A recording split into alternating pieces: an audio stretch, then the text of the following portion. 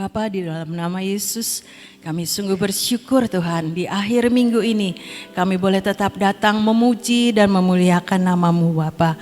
Karena kami percaya ketika kami memuji dan menyembah Engkau, ada kuasa Tuhan terjadi di tengah-tengah kami maupun di dalam hidup setiap kami Bapa. Terima kasih Bapa, terima kasih. Terus kerjakan Tuhan apa yang Engkau mau dalam hidup setiap kami. Engkau yang akan memberikan pengertian, pewahyuan untuk kami boleh menangkap sebagian daripada isi hati-Mu. Di dalam nama Yesus kami berdoa dan bersyukur. Amin. Shalom Bapak Ibu semuanya, selamat pagi. Pagi ini kita belajar dari ada kuasa dalam pujian. Kita bersyukur saudara, setiap pagi di tempat ini kita sama-sama diajak memuji dan menyembah Tuhan. Ya saudara-saudara, ini satu kesempatan, satu anugerah, satu kehormatan buat setiap kita boleh datang memuji dan menyembah Tuhan di dalam roh dan kebenaran setiap pagi di tempat ini. Karena kita percaya, Sakaria 2 ayat 10 mengatakan, Sakaria 2 ayat 10,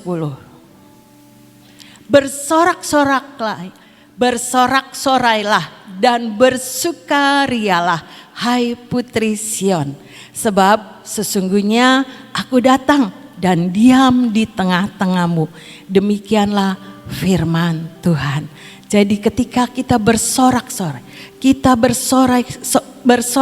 bersukaria di dalam Tuhan. Ya saudara, Tuhan ada di tengah-tengah kita semua. Amin ya saudara. Karena kita percaya Mazmur 22 ayat yang 4. Bahwa Engkaulah ya Tuhan yang kudus, yang bersemayam di atas puji-pujian orang Israel. Sekali lagi Alkitab cerita, Engkaulah yang kudus, yang bersemayam di atas puji-pujian orang Israel. Saudara dan saya orang Israel rohani ya saudara. Ketika saudara dan saya memuji dan menyembah Tuhan, Dia ada bersemayam di atas puji-pujian. Jadi puji-pujian itu adalah tahta di mana Allah bersemayam di tengah-tengah saudara dan saya. Saya belajar untuk setiap hari ini nggak bolong ya saudara-saudara, belajar dan belajar terus setiap hari. Bukan menjadi kewajiban tapi menjadi satu kesukaan. Apa yang bisa kita kerjakan seperti pujian tadi, dengan apakah kubalas Tuhan? Dengan pujian dan penyembahan itulah sebagian kecil untuk kita dapat persembahkan kepada Tuhan.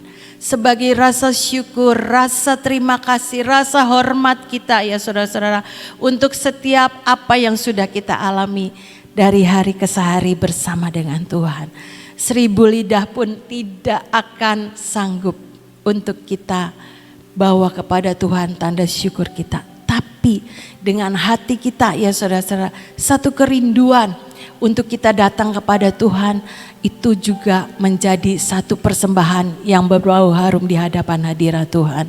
Mari saudara tetap setia untuk kita datang memuji dan menyembah Tuhan di dalam roh kebenaran. Setiap pagi di tempat ini sudah disediakan fasilitas yang terlalu amat sangat luar biasa ya saudara.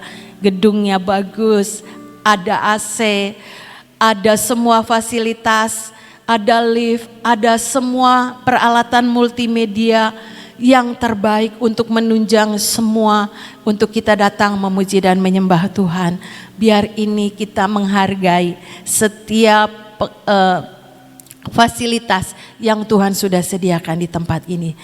Enggak pakai bayar ya saudara-saudara, semuanya disediakan oleh Tuhan. Mari saudara dan saya, yuk terus setia dan setia untuk kita datang menjadi penyembah-penyembah Tuhan di tempat ini maupun di rumah saudara masing-masing yang streaming. Ya saudara, jangan lewatkan setiap pagi kita datang memberikan korban syukur kita kepada Tuhan. Hanya itu yang dapat kita lakukan. Saudara, ketika saya merenungkan cuman lewat pujian penyembahan saja Tuhan itu bisa melakukan perkara-perkara yang tidak bisa saya lakukan. Ada banyak kesaksian dalam hidup saya. Kalau cerita satu-satu itu nggak ada habisnya ya saudara. Semuanya karena Tuhan.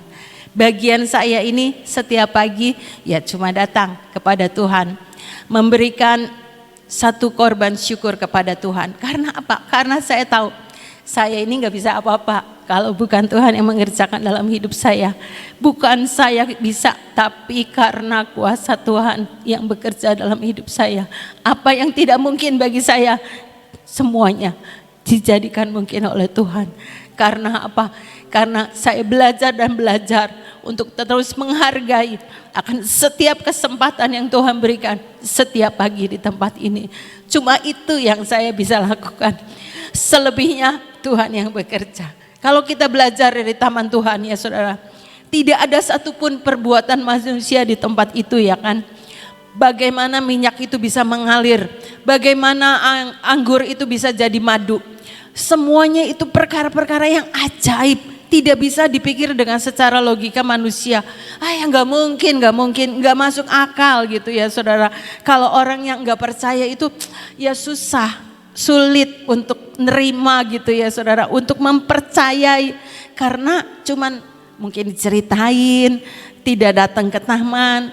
Jadi percayanya tuh ya percaya cuma dari cerita. Tapi setiap kita ya saudara-saudara, kalau kita bisa datang ke tempat itu, orang bilang itu ya dari depan pintu tuh sudah beda katanya. Atmosfernya tuh sudah beda. Kalau orang yang punya satu hati yang benar-benar percaya gitu ya saudara-saudara, bukan karena cuman mendengar, bukan cuma melihat, tapi bisa merasakan sesuatu atmosfer yang berbeda. Begitu saya masuk di pintu aja katanya, itu suasananya sudah berubah. Saya boleh merasakan ada kuasa Tuhan yang mencengkeram akan hidupnya. Sehingga dia itu mengalami sesuatu yang ajaib. Perubahan di dalam cara berpikir, cara mindsetnya itu berubah ya saudara-saudara. Itu pekerjaan Tuhan, bukan dilakukan secara manusia. Belum lagi dia bisa melihat dan menikmati keharuman dari setiap minyak yang ada di taman itu ya saudara. Ada satu orang kasih catatan ke saya. Dia itu minyaknya itu dikasihkan ke tukang kayak menyelidiki minyak wangi gitu ya saudara-saudara. Apa gitu namanya. Terus dia ngirim, ini katanya minyaknya baunya bau minyak bunga lili, apalagi gitu banyak macam-macam. Tapi itu tidak terdeteksi, yang lainnya tidak terdeteksi. Ya kata saya ya itu karena pekerjaan Tuhan, karena karya Tuhan, nggak bisa secara manusia itu ya nggak nyambung ya istilahnya ya saudara. Karena apa? Karena itu pekerjaan Tuhan, kuasa keajaiban Tuhan. Kadang nggak dimasuk di akal, gimana barang yang mati bisa keluar minyaknya. Ya nggak mungkin gitu ya saudara-saudara. Ya itu kuasa Tuhan yang bekerja. Tapi kita percaya di tempat itu tidak ada pekerjaan manusia. Cuman ada suara pujian penyembahan. Dan kita percaya ketika kita pun menjadi pemuji-pemuji Tuhan ya saudara-saudara, maka keajaiban yang dari Tuhan itu bisa terjadi dalam hidup saudara dan saya. Di dalam cerita Alkitab ya saudara-saudara, beberapa saya tayangkan Kisah Rasul 16, bagaimana Paulus dan Silas itu ketika ada di penjara ya saudara. Kisah Rasul 16 ayat 25 dan 26. Tetapi kira-kira tengah malam Paulus dan Silas ini berdoa dan menyanyikan puji-pujian kepada Allah. Dan orang-orang hukuman lain mendengarkan. Akan tetapi terjadilah gempa bumi yang hebat. Sehingga sendi-sendi penjara itu goyah. Dan seketika itu juga terbukalah semua pintu dan terlepaslah belenggu mereka semua. Ya saudara. Ini adalah pekerjaan Tuhan. Bagaimana ketika Paulus dan Silas ini dikatakan ayat yang ke-25 tadi. memuji dan menyembah Tuhan, puji-pujian, menyanyikan puji-pujian kepada Allah. Berdoa artinya juga berkomunikasi dengan Tuhan, mempunyai hati yang terus tertuju kepada Tuhan, sehingga sesuatu yang ajaib itu bisa mereka alami. Gak mungkin mereka itu sebelumnya itu dimasukkan penjara, mereka itu didera, ya saudara-saudara. Berarti mereka ini dalam keadaan yang sangat-sangat kesakitan. Apalagi dipasung kakinya, ya saudara, Alkitab itu cerita begitu. Bagaimana itu satu nyanyian, itu nyanyian yang keluar dari hati yang benar-benar ya saudara-saudara mengagungkan Tuhannya itu ya sungguh-sungguh. Karena mereka ada di dalam satu penjara yang membuat mereka ini tidak mengalami kebebasan. Seringkali kita juga ya saudara-saudara mengalami satu tekanan-tekanan hidup yang rasanya belenggu itu tidak bisa dilepaskan. Rasanya itu enggak mungkin bisa terlepas, tapi Alkitab mengajarkan. Paulus dan Silas ini berdoa dan menyanyikan puji-pujian kepada Allah. Sesuatu yang hebat terjadi, gempa bumi yang hebat. Melepaskan sendi-sendi daripada pintu penjara dan membuat mereka menjadi orang-orang yang dibebaskan.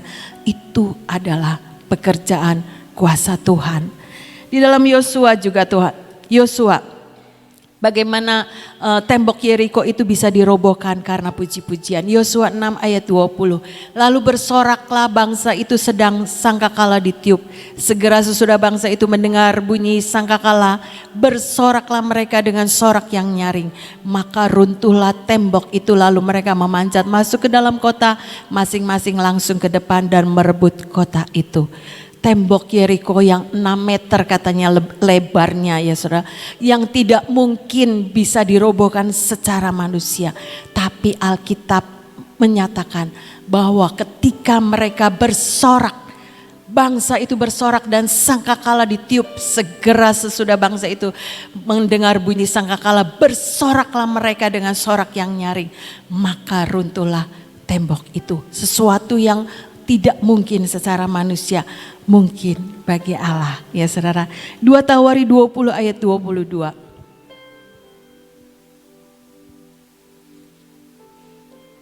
Ini ketika Raja Yosafat juga mengalami serangan daripada Bani Amon dan Bani Moab. Ketika mereka mulai bersorak-sorai dan menyanyikan nyanyian pujian, dibuat Tuhanlah penghadangan terhadap Bani Amon dan Moab dan orang-orang dari pegunungan Seir yang hendak menyerang Yehuda, sehingga mereka terpukul kalah. Ya saudara, musuh yang tidak mungkin bisa dilawan oleh Raja Yosafat, tapi Tuhan mengarahkan bahwa dengan puji-pujian musuh itu bisa dikalahkan. Bahkan Yosafat mengalami banyak jarahan ya saudara. Musuh-musuhnya itu melakukan peperangan sendiri ya saudara-saudara, saling membunuh sendiri. Itu adalah pekerjaan kuasa Tuhan, tidak pikir secara logika manusia ya saudara-saudara. Itulah kuasa puji-pujian. Demikian juga saudara dan saya, ayo tetap terus setia. Mungkin banyak tembok-tembok Yeriko yang begitu tinggi, yang enggak mungkin kita bisa melewatinya. Ada musuh-musuh yang ada di dalam hidup setiap kita. Ada musuh kemalasan, ada musuh pemberontakan. Bukan musuh yang dari luar kadang-kadang ya saudara. Musuh di dalam hidup kita sendiri. Musuh kemalasan itu yang harus kita lawan. Ayo sama-sama belajar. Kita runtuhkan semua tembok-tembok yang menjadi penghalang dalam hidup saudara dan saya, untuk kita ini mengalami keajaiban Tuhan. Apa yang tidak bisa kita lakukan, saudara-saudara, percayalah ada Tuhan yang melakukan banyak mujizat keajaiban dalam hidup saudara dan saya. Bagian kita percaya ada kuasa di dalam pujian umat Israel. Demikian juga saudara dan saya, ketika kita percaya ada kuasa Tuhan yang melampaui segala akal pikiran secara manusia, itu dapat Tuhan sediakan buat saudara dan saya. Mazmur 51 ayat 19. Maka 19 bukan. Sebelumnya berarti itu 21 19. kadang gak sama. Ayat yang ke-19 sebelumnya.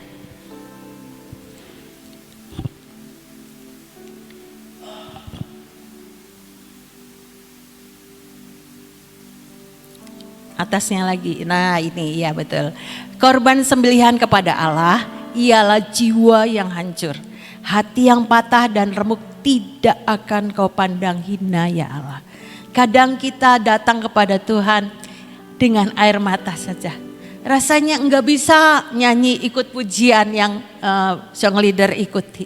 Tapi Tuhan melihat hati saudara. Korban sembelihan kepada Allah, jiwa yang hancur, hati yang patah dan remuk tidak akan kau pandang hina ya Allah. Dalam terjemahan bahasa Indonesia masa kini ya saudara, bahwa korban bagi Allah adalah hati yang remuk redam, hati yang tunduk dan bertobat tidak kau tolak. Artinya hidup saudara dan saya juga butuh satu pertobatan. Ketika kita datang kepada Tuhan, menyadari sesadar-sadarnya bahwa kita ini gak bisa apa-apa tanpa Tuhan. Ya saudara-saudara, hati yang kita mau persembahkan ini loh Tuhan, hidupku dengan segala keberadaanku. Maka Tuhan bilang korban bagi Allah adalah hati yang remuk redam, hati yang tunduk dan bertobat, tidak kau tolak. Hati yang tunduk kepada setiap otoritas Tuhan. Hati yang mau berbalik kepada jalan-jalan yang benar yang Tuhan tunjukkan. Hati yang benar-benar kita persembahkan sebagai satu persembahan yang hidup, yang kudus dan berkenan di hadapan Tuhan. Biar itu juga menjadi bagian dari pujian penyembahan kita kepada Tuhan. Sehingga kuasa Tuhan itu yang bekerja. Membuat setiap kita ini bisa mengalami satu pertobatan, satu pembalikan keadaan, satu pemulihan, satu kuasa kesembuhan terjadi dalam hidup setiap kita.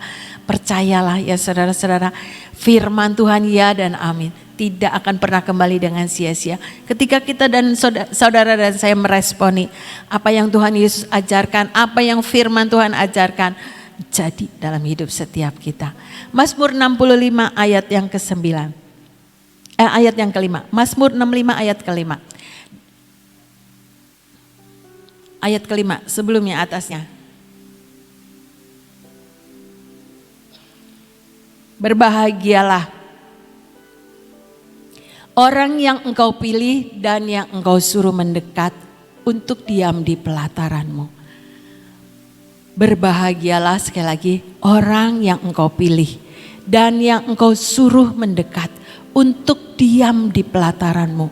Alkitab bilang mendekatlah kepada Allah maka Allah akan mendekat kepadamu. Saudara dan saya ini mendekatkan hidup kita di dalam bait kudusnya Tuhan. Kiranya kami menjadi kenyang dengan segala yang baik di rumahmu, di baitmu yang kudus. Ada jaminan pemeliharaan Tuhan ya saudara. Ketika saudara dan saya ini memilih untuk kita ini mendekatkan hidup kita kepada Tuhan. Karena tidak semua orang punya kesempatan untuk datang kepada Tuhan setiap pagi. Maupun setiap kita bisa memuji dan menyembah itu adalah satu kehormatan ya saudara-saudara.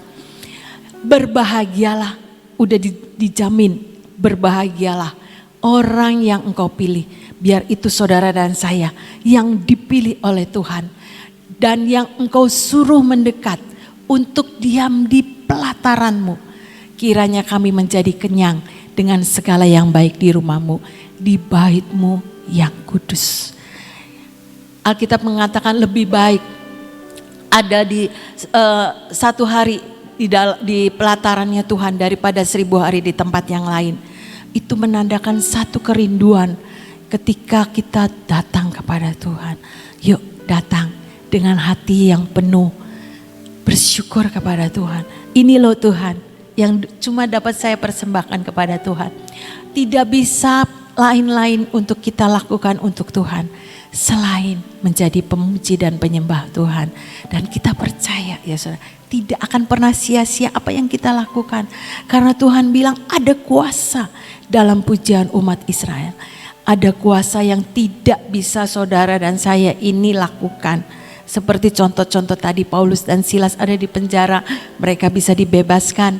Tembok Yeriko yang begitu tebalnya bisa dirobohkan, dan juga musuh-musuh daripada Raja Yosafat itu bisa terserakkan karena kuasa pujian penyembahan. Ya saudara, biar tetap setia di dalam kita memuji dan menyembah Tuhan, biar ini menjadi satu gaya hidup, satu kesukaan ya saudara-saudara, bukan satu karena tugas, tapi kita datang kepada Tuhan karena saudara dan saya ini butuh Tuhan, tidak bisa berbuat apa-apa di luar Tuhan. Biar Tuhan yang bekerja atas semua yang tidak bisa saudara dan saya ini lakukan. Contoh-contoh tadi untuk menyatakan bahwa ada kuasa dalam pujian. Biar tetap setia di dalam kita memuji dan menyembah Tuhan di dalam roh dan kebenaran. Amin. Tuhan Yesus memberkati.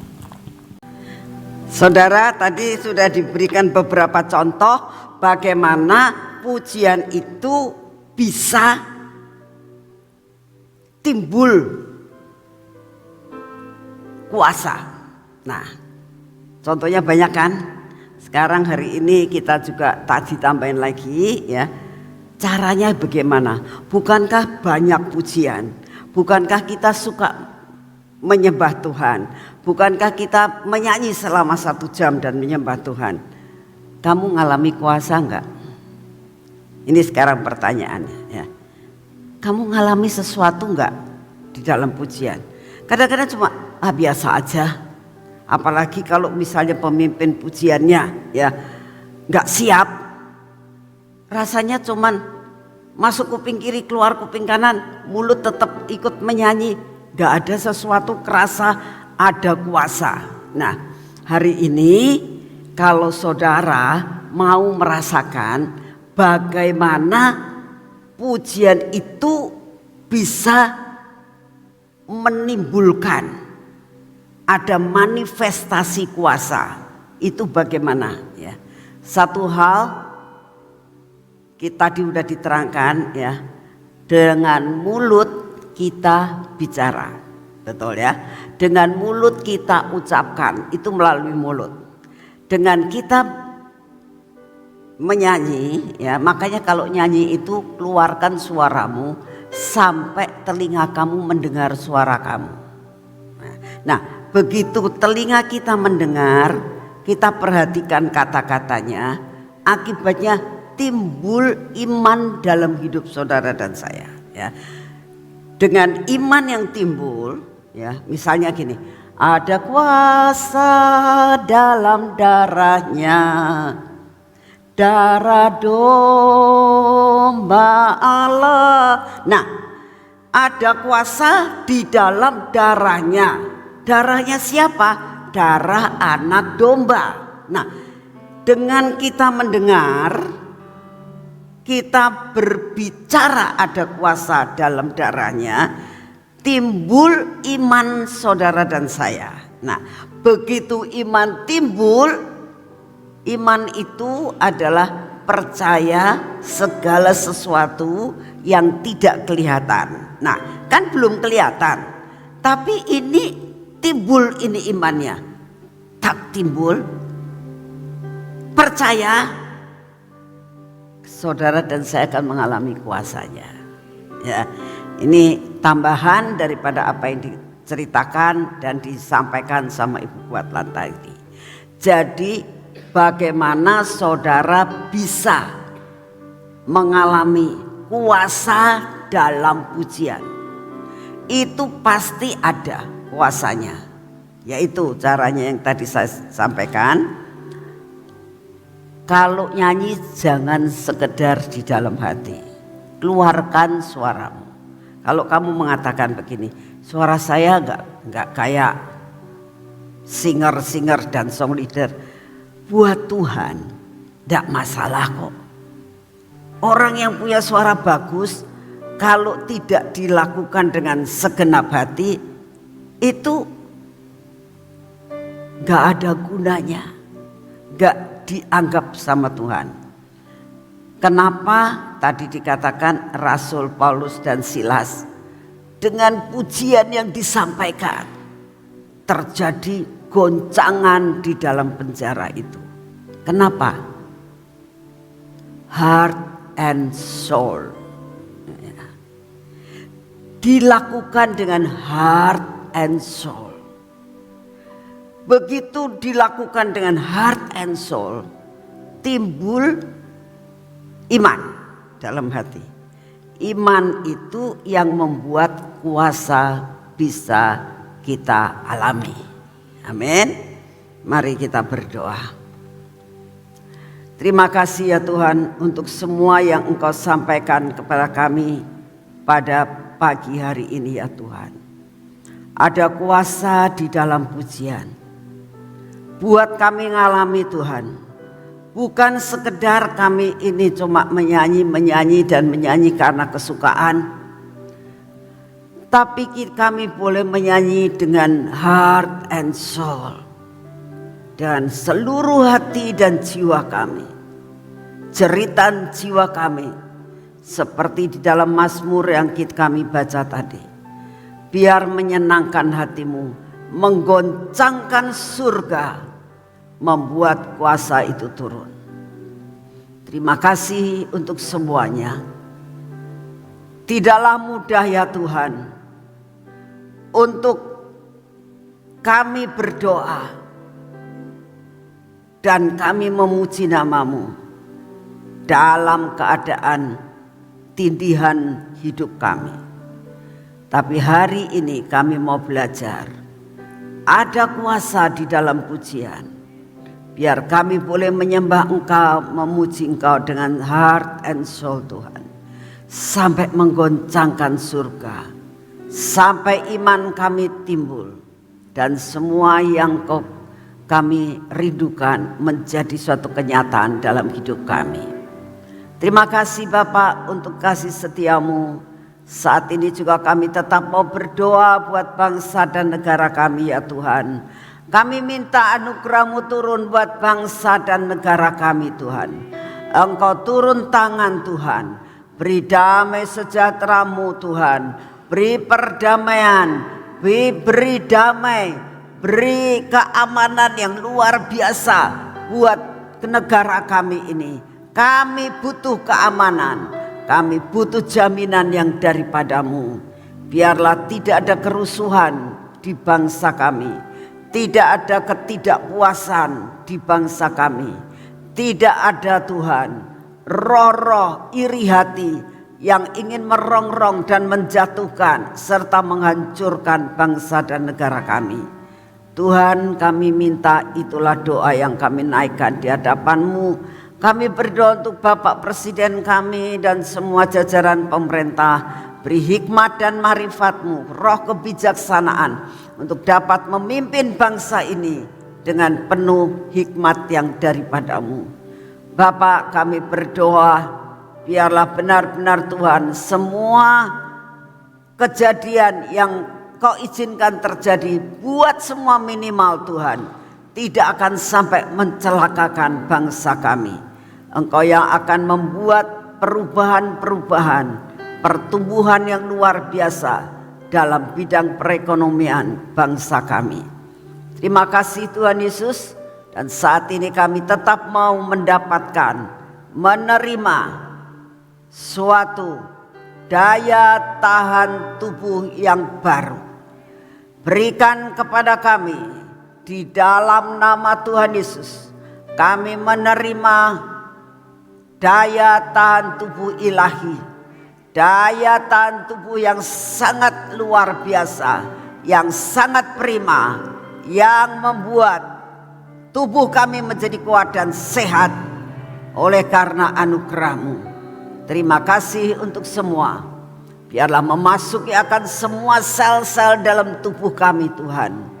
Terima kasih Bapa, terima kasih Tuhan Yesus, terima kasih Tuhan Roh Kudus.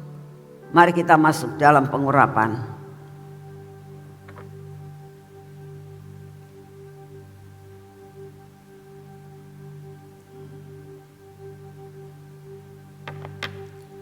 Dalam nama Tuhan Yesus, biarlah pengurapan ini turun atas kami. Biarlah nama-Mu yang dipermuliakan dalam hidup kami.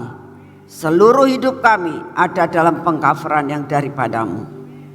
Buatlah mata kami Tuhan, telinga kami, bibir mulut kami, hati kami ada dalam pengcoveran daripada-Mu. Semua yang tidak baik dalam hidup kami dipatahkan. Dalam nama Tuhan Yesus, berkati tangan kami Tuhan, menjadi tangan yang benar-benar diberkati Tuhan. Sehingga apa yang kami kerjakan bersama Engkau akan mengalami perkara yang ajaib. Kaki kami Tuhan, Kau pimpin supaya kaki kami ini berjalan sesuai dengan kehendak-Mu. Terima kasih Tuhan, hari ini kami bersama dengan Engkau melakukan perkara-perkara yang ajaib. Dalam nama Tuhan Yesus, amin. Selamat pagi, Tuhan memberkati saudara semuanya.